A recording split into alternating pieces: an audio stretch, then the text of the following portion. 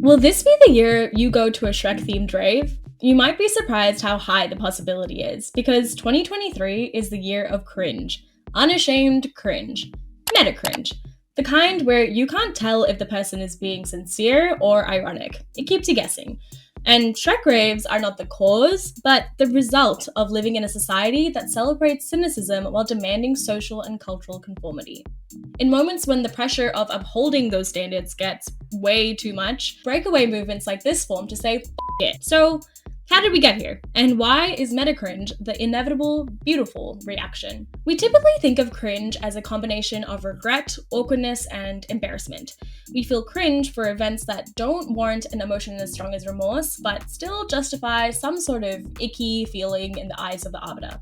Homeboy's gonna get it. Cringe is a reaction to failure. Specifically, the failure to uphold standards for what is good or cool. But in true Gen Z overanalysis fashion, it's more complex than just a feeling. There are actually layers to cringe. First up, layer 0, aka sincere cringe.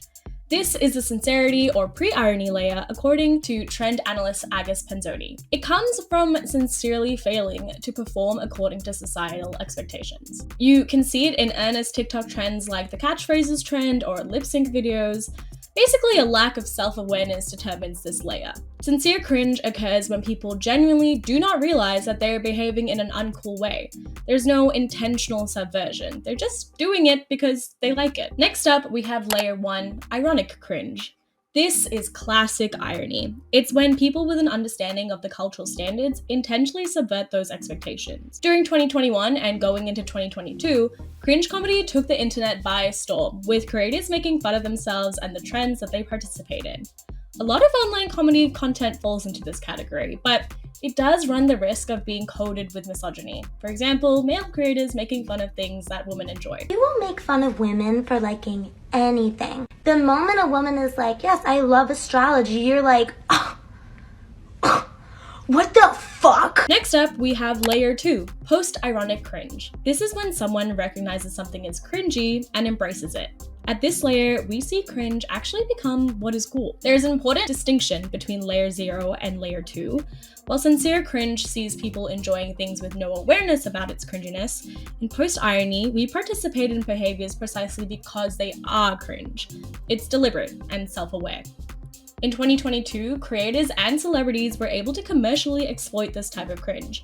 A prime example being Kendall Jenner leveraging her out-of-touch cucumber chopping technique into a whole Uber Eats ad. Now finally, layer 3, meta cringe. We're now entering meta cringe, and it's defined by knowing something is cringy, but genuinely enjoying it without caring about the external perception. It combines self-awareness of layers 1 and 2 with the sincerity of layer 0. A truly beautiful thing. With meta cringe, there is no semblance of playing into what other people value. You're not trying to gain clout or cash. You simply like what you like. Meta cringe blurs the lines between sincerity and irony, making it difficult for others to tell whether it's a joke or not. But ultimately, when you reach meta cringe, it doesn't really matter either way.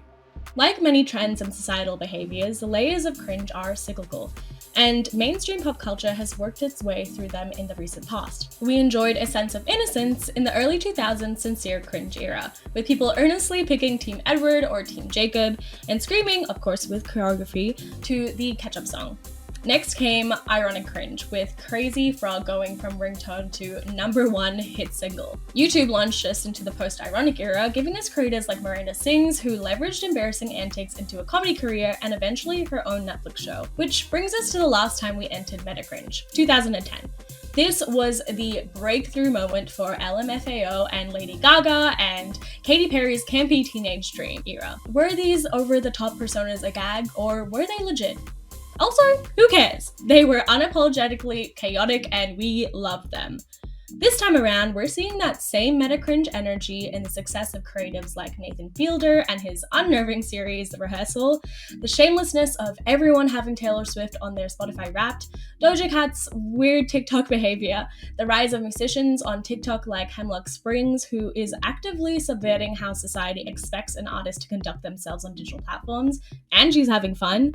And of course, we can't forget about delusional White Lotus fan theories, which all fall into the meta cringe category, Day, think Jennifer Coolidge's confusing but iconic humor. I just want Jennifer Coolidge to slap me with a purse. Thank you. But arguably, the most meta cringe of them all are the Shrek raves. Yes, Gen Z has become obsessed with raving in metaphorical swamps and bringing memes to life in sweaty rooms. DJ Cash organized the first Shrek-themed rave in LA as a fundraiser for his sister, who was the victim of an armed robbery. The concept was so popular that Shrek raves are taking place across the US and the world, including an Australian tour. Cash told Mashable he wants to destroy the idea of coolness altogether. There's no point in trying to impress people and trying to maintain this facade of perfectness because you're not, and it's just destroying your brain, he says. At the Shrek rave, no one is trying to impress each other. Honestly, meta cringe is good for us, and you should lean right into it. Cringe is a symptom of anticipated rejection. It's an insecurity. Meta cringe is the act of rejecting the insecurity itself, allowing you to be at peace with whatever you choose, no matter how other people may perceive it. Seeing people adopt this attitude looks weird at first, as their carefree perspective is in stark contrast to this not-so-carefree world. But it's really an inevitable byproduct of where we find ourselves. Daily barrage of bad news, global recession about to hit, constant judgment for failing to keep up with the trends that change before you can grasp them. I think this one's bark would be like, woof, woof, woof, woof. But I think this one's bark would be like, woof, woof, woof, woof, woof, woof. There is also something to be said for how difficult it is for corporations to hijack meta cringe for profit. Australian Gen Zs are coming of age at a time where they've been priced out of adulthood and fun has become expensive. Meta cringe is a rejection of the commercialization of our entire existence. It's a joyful, ruthless way of saying no thanks to being offered the losing end of a deal.